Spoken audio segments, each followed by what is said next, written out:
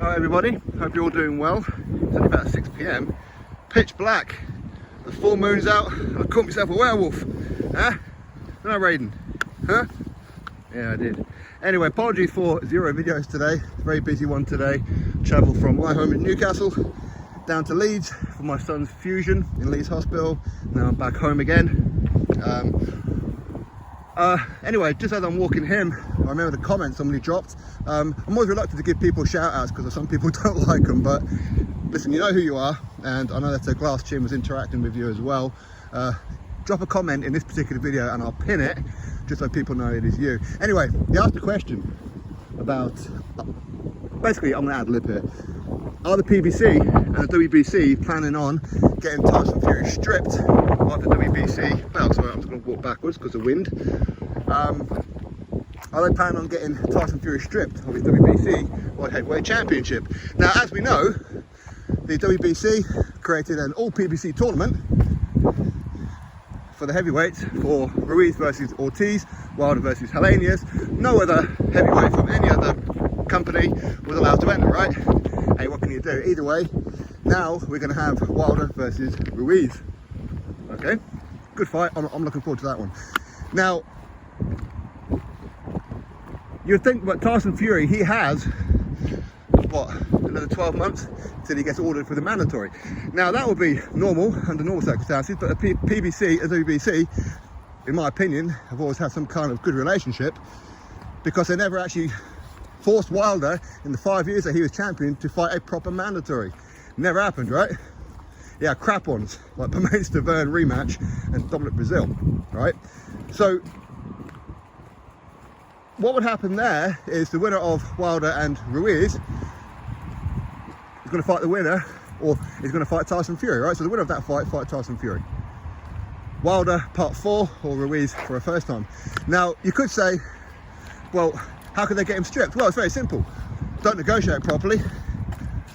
They'll go to the deadline of the negotiations. A purse bid will then get ordered.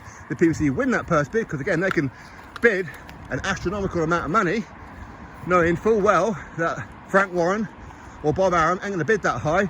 The PBC win the purse bid. Then what happens is they then own the event. Okay? Of course, they have, what is it, up to 90 days to put on the fight. So what they'll do is they'll go, Tyson, yep, you're going to fight Wilder or Ruiz, whoever, in America. As we all know, Tyson Fury cannot enter the United States of America, right? Wind's picking up again. So he can't enter America. Oh well, you'll have to be stripped then, aren't you? You don't think that that kind of thing happens? Well, look at the WBA when they stripped Manuel Charr because he couldn't get into America due to visa permits and all that kind of stuff, right? They stripped Manuel Charr, which is how Trevor Bryan ended up with the belt, right? So if you don't think it can happen, it can happen. For sure it can happen. So all the PBC are going to do is put in an astronomical bid, knowing full well they ain't going to pay it. All right? Very, very simple. Very, very simple. And if WBC are in on it, because obviously they'd love Andy Ruiz Jr. to be champion, or get Wilder back on again. They'd love the belt stateside or in Mexican hands. They have a great relationship with the PBC, so don't be surprised if they did that. And they could actually convince the WBC to call the mandatory sooner than expected. At this time, you could say, well, Fury, he could end up fighting Usyk for undisputed, whatever else. Yeah, maybe. Depends how quickly they get it all done, doesn't it? And is Fury Usyk definitely going to happen? Well, let's hope it does at that time. And again, you could say, but the whole links with Daniel Kinahan, maybe at that point he can get back into the States. Well, the case with Daniel Kinahan on the US Treasury and everything, the case against Daniel Kinahan, which is meant to be a trial of the century, isn't going to start until March 2024. Right? As we know, Bob Arum, Jojo Diaz, they've been called up as witnesses already.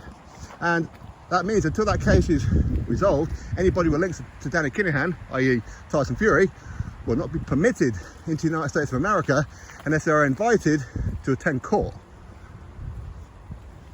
Food for thought, right? Drop your thoughts below. Click thumbs up, subscribe. Catch you next video.